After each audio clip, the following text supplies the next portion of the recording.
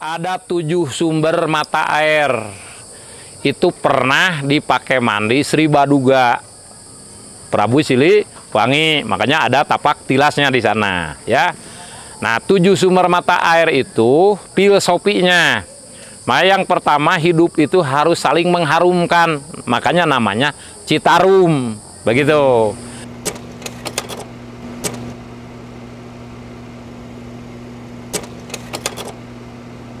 Peradaban Sunda diperkirakan telah berdiri sejak ratusan tahun lalu di tanah yang kini dikenal sebagai Tanah Pasundan. Masyarakat Sunda kuno mulai merintis kehidupan dan peradabannya. Kehadiran peradaban Sunda kuno ini tak lepas dari peran unsur alam yang sangat menopang keberlangsungannya. Akibatnya, lahirlah kepercayaan-kepercayaan untuk kemudian mengkultuskan unsur alam tertentu yang dinilai berjasa bagi kehidupan masyarakat di zaman itu. Salah satunya, air. Manfaatnya sebagai sumber kehidupan membuat air menjadi salah satu indikator utama dalam penentuan dimulainya suatu lingkungan peradaban. Setiap pembangunan akan didasarkan pada seberapa dekat peradaban itu berdiri dengan sumber air di sekitarnya. Sehingga tak jarang jika kemudian aliran air ini pun dijadikan sebagai batas perbatasan antara dua wilayah besar, Citarum misalnya. Konon ketika masa kerajaan masih berjaya di tanah Nusantara, Sungai Citarum menjadi patokan batas wilayah kekuasaan kerajaan besar Sunda saat itu, yakni Tarumanegara dengan Kerajaan Galuh. Sebagai sebuah batas wilayah, Citarum benar-benar disucikan dan dijaga dengan baik. Belum lagi perannya sebagai sumber air, Citarum dianggap sebagai ibu bagi peradaban Sunda. Karena berkat pengairan dari Citarum, bangsa Sunda kuno mampu mempertahankan kehidupannya. Citarum memiliki sejarah filosofis yang mendalam bagi masyarakat Sunda hingga saat ini.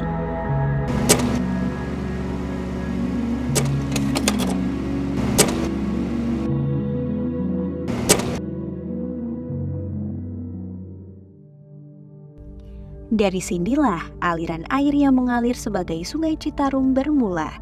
Berasal dari 7 mata air yang tersebar di sepanjang area situ Cisanti ini, aliran Citarum dimulai dan mengalir jauh hingga ke berbagai pelosok daerah di Jawa Barat. Menjadi sungai terpanjang dan terbesar di Tatar Pasundan, situ Cisanti memiliki peran yang sangat penting dalam menjaga reputasinya sebagai titik 0 km Sungai Citarum. Ini di Gunung Wayang, ini namanya Wayang Winu. Ya, ini kaki Gunung Wayang. Ada 7 sumber mata air. Itu pernah dipakai mandi Sri Baduga Prabu Siliwangi, makanya ada tapak tilasnya di sana, ya. Nah, 7 sumber mata air itu filosofinya. Nah, yang pertama, hidup itu harus saling mengharumkan, makanya namanya Citarum, begitu. Yang kedua, cikahuripan, hidup itu harus jiwa sehat. Nah, lahirnya maupun batina. Cikole beres, maka kudu baik dulu hati, itu filosofinya. Cihaniwung itu arahnya ke selatan, itu tujuan hidup. Ada yang ketutupi sama leluhur kita, makanya Pak Meng Pek. Nah, biar dibuka di sini, itu filosofinya. Nah, terus ada juga Cikawudukan, bukan kawedukan, Cikawudukan.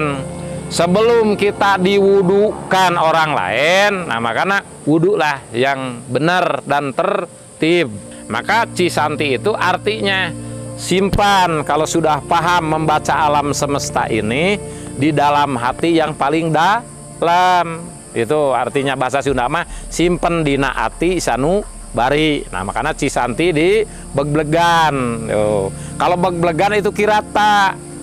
Nah, tapi yang benernya Cisanti. Nah, Kirata Begblegan karena bunyi mengambil air tenaga angin. Tuh loh.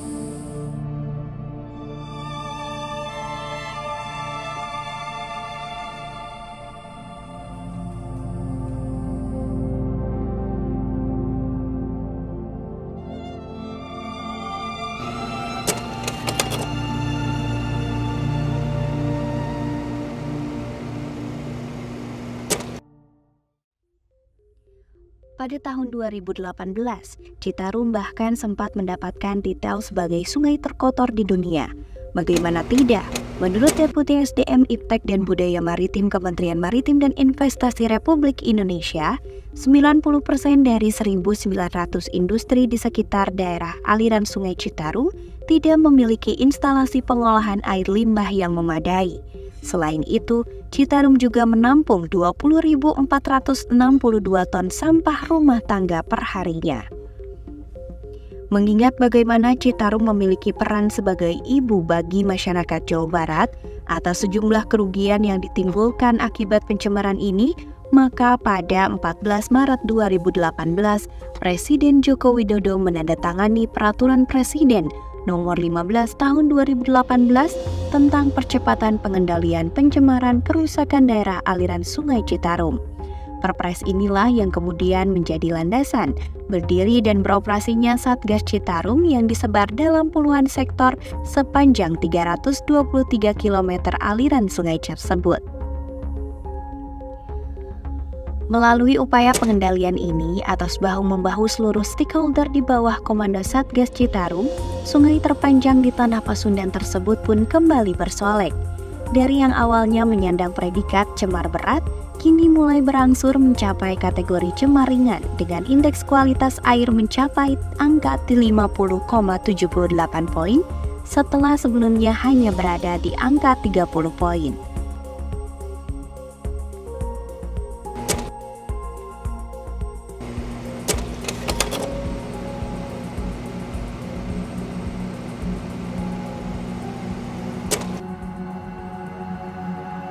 Citarum masih memiliki peran vital bagi masyarakat sekitar. Selain berfungsi sebagai motor penggerak listrik di PLTA Saguling, Citarum dengan aliran derasnya juga menjadi sumber irigasi bagi pertanian masyarakat.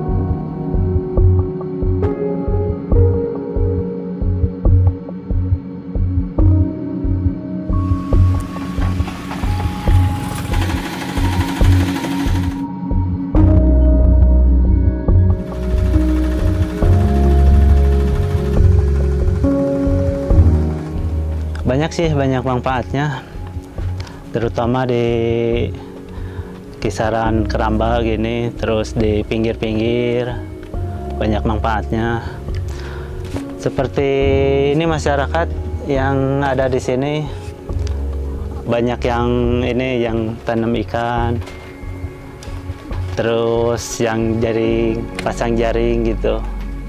Kalau saya udah hampir 10 tahun lebih dari nanam ikan ini gitu loh. Dulu tanam ini hampir ikan mas bagus, hampir 3 bulan sekali panen.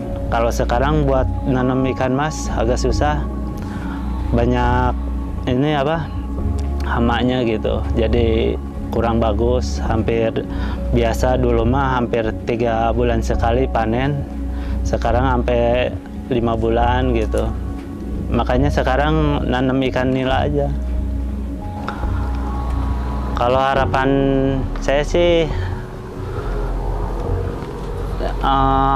nanti kedepannya kan mau ditata lagi ini biar lebih tertata lagi, biar ada yang ngurusin seperti dari dinas-dinas ini di sub gitu. Kalau di seberang sana Keramba ini agak terganggu karena banyak eceng itu, disebabkan oleh jembatan itu. Eceng bisa masuk tapi dia nggak bisa keluar lagi, makanya pada numpuk. Itu saya kasihan sama yang punya keramba dari daerah sana, hampir semuanya nggak bisa beraktivitas lagi. Ya mudah-mudahan kedepannya itu bisa diatasi seperti eceng aja itu. Kalau di sini masih aman sih.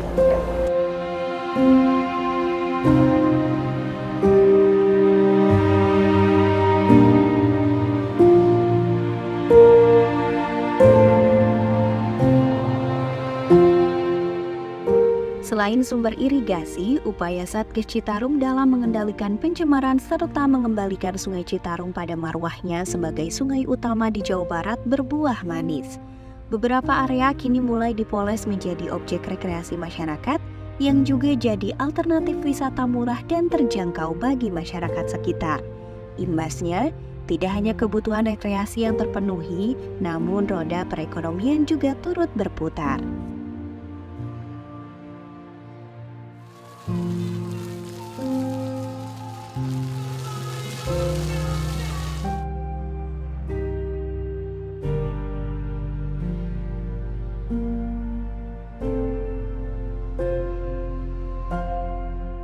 Jenis usaha saya warung, warung kopi kayak gitu.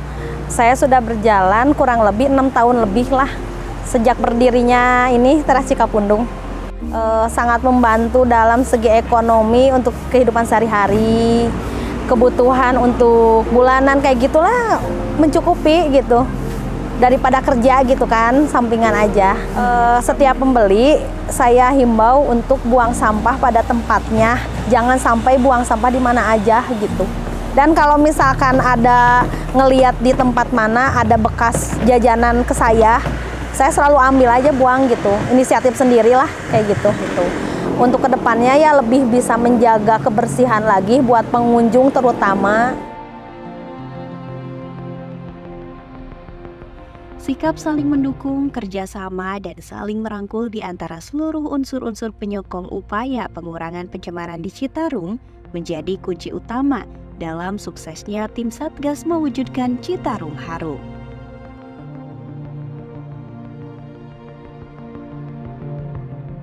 Mengubah perilaku kita semua dalam membuang sampah saja itu sangat membantu menjaga lingkungan hidup. Itulah hal kecil tapi bisa berdampak besar.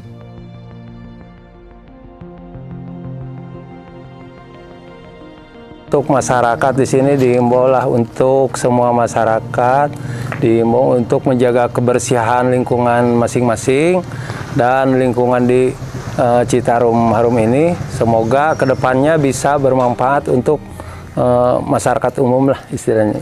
Ya harapannya semoga kedepannya itu lebih baik lagi lah. Ini juga udah cukup baik dan semoga dijaga lebih baik lagi dan bermanfaat bagi masyarakat umum lah semuanya, Pak.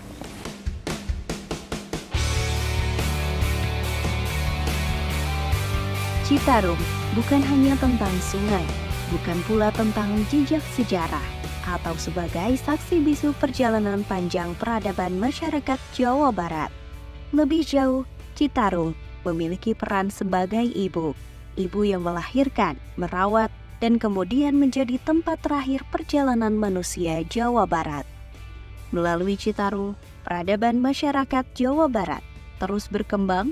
Melalui Citarum, peradaban masyarakat Jawa Barat masih bertahan. Dan melalui Citarum, peradaban masyarakat Jawa Barat akan tetap berlangsung hingga akhir perjuangan.